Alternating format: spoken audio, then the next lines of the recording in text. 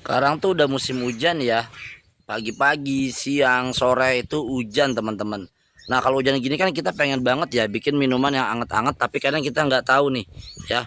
Harus bikin apa sih? Ini teman-teman bikin ini aja nih. Jahe merah ekstrak bubuk. Bikinnya simple. Tinggal ambil 1 sendok, tambahin air panas, udah jadi. Ya dia nggak perlu pakai gula lagi karena ini sudah ada gula arennya. Nggak perlu pakai madu lagi, dia udah manis teman-teman. Ya kita tahulah manfaat segudang dari jahe merah ini ya. Cocok banget saat musim hujan kayak gini, nggak nentu banget musim hujan kayak gini, cocok banget nih ya.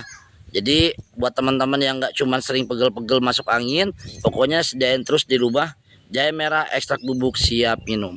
Tuh ya, nih aja udah mendung banget nih teman-teman.